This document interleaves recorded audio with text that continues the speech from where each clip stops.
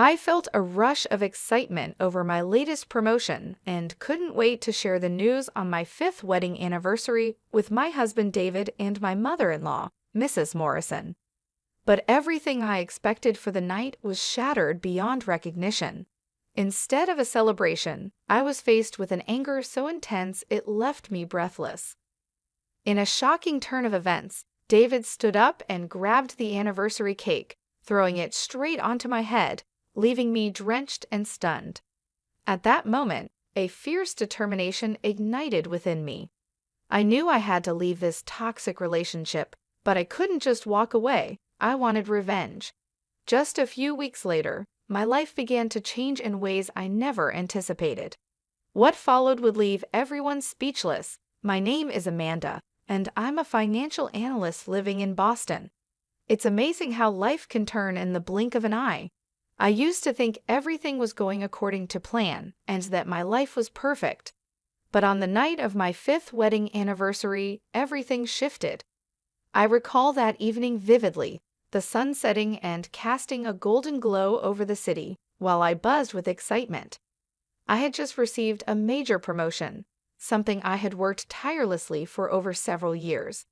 I prepared to share this milestone with David and Mrs. Morrison during our anniversary dinner, hoping for laughter, smiles, and perhaps even a toast to mark my success. The restaurant was chic, the lighting soft, and there was a gentle clinking of glasses around us. Seated at our table, I took a moment to appreciate the beautiful surroundings and the company. David had always been my greatest supporter, or so I believed. He smiled at me, his eyes lit with anticipation as I gathered the courage to announce my news. "David, Mrs. Morrison," I said, heart pounding. "I have some fantastic news. I've been promoted to senior financial analyst." The words lingered in the air as I waited for cheers, applause, or at least a few congratulatory words. But instead, I was met with a heavy silence. Mrs. Morrison's expression darkened, and a chill ran down my spine. "Is this why we raised him?" She finally spat, her voice dripping with disdain. "To be overshadowed by his wife's career." I blinked, stunned by her reaction. I had anticipated pride, or at least some happiness. Instead, I felt like I had just committed a crime. David shifted uncomfortably in his seat, and I saw the conflict in his eyes. He wanted to support me, but he was caught between me and his mother. "Mom, it's great news for Amanda. We should be celebrating her achievement," he said weakly, but his voice lacked conviction. Mrs. Morrison wasn't finished. "What about starting a family, Amanda? Do you think a promotion can replace the joy of children?" Her words were a sharp blade, cutting deep, and I felt a wave of anger rise. I took a steadying breath, struggling to keep my composure. "I believe I can balance both my career and family, Mrs. Morrison. This promotion means a lot to me." David looked down at the table, avoiding my gaze. "Amanda, maybe we should consider what Mom's saying," he murmured, his tone cool and distant. My heart sank. This wasn't the supportive partner I thought I had married. "I can't just quit my job to meet your mother's expectations," I replied, trying to keep my voice steady. "I deserve respect for my hard work." The tension grew thick, and I could feel the eyes of other diners on us. David's demeanor shifted, and I saw the frustration building. "You're being unreasonable, Amanda. You're my wife, not my competitor. Why can't you see that?" His words stung, even more than any physical pain could. "This isn't a competition, David. I'm trying to share my success with you," I replied, voice trembling, tears threatening to spill. Mrs. Morrison leaned in, her gaze piercing. "You need to think about what's best for this family, not just your career ambitions." I felt trapped.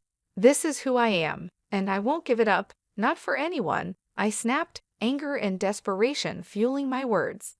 I was fighting for more than just my career. I was fighting for my identity. David stood abruptly, his body tense. "You just don't get it, do you? You're putting your career above everything else. Marriage is about sacrifice." In that instant, I saw his mother's influence twisting his perception of our marriage into something suffocating. I had always believed we were a team, but now I felt like a stranger in my own life. Sacrifice shouldn't mean losing yourself, I retorted, my cheeks burning. I deserve to have my dreams too. The argument reached its peak, and in a shocking moment, David reached for the cake and, in a blind rage, threw it directly onto my head. Gasps echoed around the restaurant, silencing conversations. I stood there, covered in cake, feeling humiliated. For a moment, the world seemed to freeze. My heart pounded, and I felt the betrayal sting more than any physical pain. As I stood there, tears streaming, I realized this was a turning point.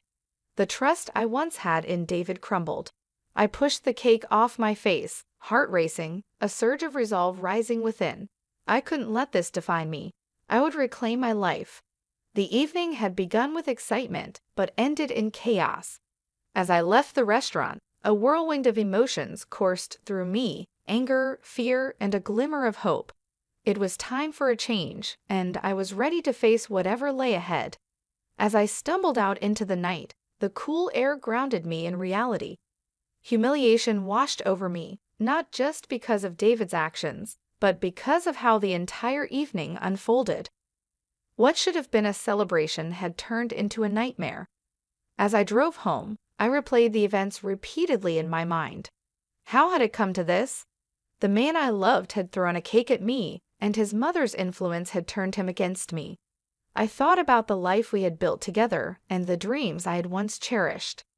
Now I felt like a ship adrift at sea. When I finally reached home, the silence was deafening. I dropped my keys on the counter and sat down, still in shock. The walls seemed to close in, and I could hear my own heartbeat echoing in my ears. I pulled out my phone and stared at the screen. No messages from David, no apologies, no concern, nothing. I called my closest friend and colleague, Emma. I needed someone to talk to, someone who would understand. After a few rings, she picked up. "Amanda, is everything okay?" Her voice was filled with worry. "No, Emma, it's not. You won't believe what just happened," I stammered, my voice trembling. "What happened? Are you all right?" she pressed. I took a deep breath, steadying myself. I announced my promotion at our anniversary dinner, and everything spiraled out of control. Mrs. Morrison lashed out, and then David, he threw the cake at me, I whispered, disbelief still coloring my tone. A heavy silence hung in the air for a moment. "Oh my God, Amanda, are you hurt?" she asked, alarm rising. "I'm fine physically, but emotionally, I don't know. I feel like everything I believed about our marriage has crumbled," I admitted, my voice breaking. "Listen, you need to get out of that situation. You don't deserve to be treated like this," Emma said firmly, her words a lifeline pulling me back from the edge of despair. "I know, but it's complicated. We've been together for years, and I thought we were happy," I replied, voice cracking under the weight of emotion. "Sometimes the people we love can change, especially under pressure. You need to think about what's best for you now," she urged gently. As I listened, a wave of realization washed over me. I had sacrificed so much for this relationship, and now I was left feeling lost and alone. "I think I need to speak to a divorce attorney," I whispered finally, the words tasting foreign yet strangely liberating. "Do it. I'll be here for you every step of the way," Emma assured me. "You deserve happiness." After hanging up, I felt a mix of fear and determination. The thought of taking that step terrified me, but it was also empowering. I knew I had to reclaim my life, and that meant making hard choices. The next morning, I woke up with a heavy heart, but a clearer mind. I called a divorce attorney recommended by Emma. "Hello, my name is Amanda. I need to file for divorce," I said as soon as the call connected. "Understood. Can you come in this afternoon to discuss the details?" the attorney replied. "Yes, I'll be there," I responded, hanging up with a sense of resolve. I was taking control one step at a time. At work, I tried to maintain a sense of normalcy, but I felt the weight of the previous night's events pressing down on me. My boss, Mr. Davidson, noticed my distraction during the morning meeting. "Amanda, is everything all right?" "You seem a bit off today," he asked gently. "I'm dealing with some personal issues, but I'll manage," I replied, forcing a smile. "You know you can talk to me if you need to," he offered, his tone warm and understanding. "Thank you, Mr. Davidson. I appreciate it," I said, feeling grateful for his support. It was comforting to know I had allies at work. Later that day, Emma surprised me with lunch. "I thought you could use a break," she said, sliding into the chair across from me. "How did the meeting with the attorney go?" "I haven't gone yet," I admitted. "I'm nervous about what's next."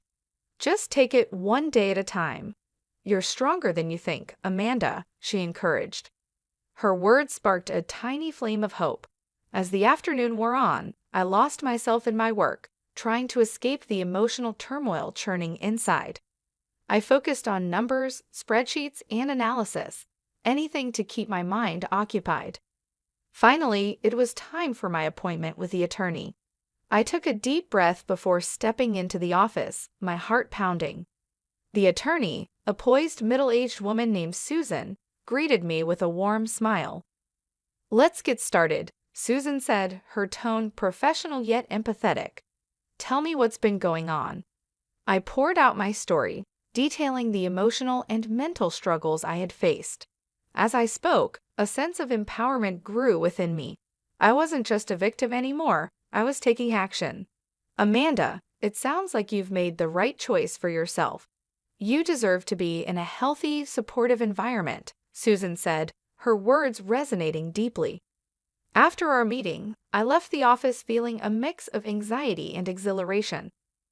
I had taken a significant step toward reclaiming my life. The path ahead would be challenging, but I was ready to face it. I would no longer be defined by someone else's expectations. I would find my voice, my strength, and my freedom. The weeks following that anniversary dinner were a whirlwind of emotions and hard decisions. After meeting with Susan, my divorce attorney, I began the grueling process of separating my life from David. Each day felt like a tug of war between dread and hope, a battle between my fears and my determination to reclaim my identity. At work, I immersed myself in projects driven by my fresh promotion. I wanted to prove myself, not just to others, but to myself. Mr. Davidson continued to check in on me. "Amanda, you're doing exceptional work. If you ever need to talk, I'm here," he said one afternoon. "Thank you, Mr. Davidson. I appreciate your support," I replied sincerely. One evening, Emma texted me, "Let's celebrate your new beginning. Drinks this weekend?" Her message made me smile. I needed an escape and a chance to feel normal again. "Absolutely. I could use some fun," I replied, excitement bubbling within me. That Saturday, we met at a lively bar downtown. The atmosphere was welcoming, and I felt a rush of energy as I walked in. Emma waved from a corner table, and I joined her, feeling the weight of the past few weeks begin to lift. "Cheers to new beginnings," Emma exclaimed, raising her glass. "To new beginnings," I echoed, clinking my glass against hers. We chatted about work, my promotion, and the future. I revealed my plan to start a mentorship program for young women in finance. "I want to help them navigate the challenges I've faced," I shared. "That's a brilliant idea. You'd be an amazing mentor," Emma encouraged. As the evening went on, I felt lighter and more like myself again. I was rediscovering my passions and dreams. The laughter and connection with Emma were exactly what I needed to reignite my spirit. The following week, I met with Rachel, an industry contact who had invited me to speak at a conference. "I'm so glad you decided to join us, Amanda. Your story can inspire so many," she said as we settled into a cozy cafe. "I hope so. I want to empower others to find their voices," I replied, feeling a surge of determination. As the conference date approached, I meticulously prepared my speech, weaving in the lessons I had learned. The night before, I practiced in front of the mirror, a blend of nerves and excitement swirling within me. On the day of the conference, as I stood backstage waiting for my turn, I took a deep breath, reminding myself of how far I had come. When the host introduced me, I stepped onto the stage, greeted by a round of applause from the packed auditorium. "Thank you for having me," I began, scanning the sea of faces. "I stand here today not as a victim, but as someone who chose to reclaim her life and use her experience to empower others. My journey wasn't easy, but it taught me that our voices matter. We deserve to be heard, to be seen, and to chase our dreams unapologetically." I shared my story, the highs and lows, the pain and the victories. As I spoke, I felt a sense of purpose infuse every word. By the time I finished, the audience was on their feet, the applause echoing through the hall. Women approached me afterward, sharing their stories and thanking me for my honesty. I realized then that my pain had transformed into a source of strength, not just for myself, but for others as well. In the days following the event, I received messages from women across the country who had been moved by my speech. They wanted to join my mentorship program, to learn how to navigate the professional world with confidence and resilience. My small initiative had blossomed into something much larger than I had ever anticipated. Even though I was thriving, David's shadow still loomed occasionally. I'd see his name pop up in emails or hear through mutual friends that he was struggling to move on. But I remained steadfast. I had made my choice, and I wasn't going to look back. One evening, as I sat in my cozy apartment, reflecting on everything that had happened, I felt a sense of peace wash over me. I was no longer defined by the hurt David had caused. I had built something meaningful, not just for myself, but for others too. My life was full of purpose, and I had found my voice again. A few months later, my program received a nomination for a prestigious award recognizing contributions to gender equality in the workplace. I was stunned and humbled. When the night of the award ceremony arrived, I found myself surrounded by supportive colleagues and friends, including Emma, who had been my rock through everything. The host called my name, and I made my way to the stage, the applause filling my ears. "I'm honored to receive this award," I said, gripping the microphone. "But this isn't just my achievement. It's the achievement of every woman who has ever been told that her dreams were less important, that her voice didn't matter. We all deserve to be heard, and we all deserve to succeed." Tears pricked my eyes as I spoke. This moment was more than I could have ever imagined. I was no longer just Amanda, the woman who had struggled to find her place. I was Amanda, a mentor, an advocate, and a beacon of hope for others. As I stepped off the stage, Emma enveloped me in a tight hug. "You did it," she whispered, her voice thick with emotion. "We did it," I corrected, smiling through the happy tears. "I couldn't have gotten here without you." In the months that followed, my life continued to evolve. The mentorship program expanded, reaching even more young women eager to learn and grow. I traveled to different cities, sharing my story and connecting with others who had faced similar struggles.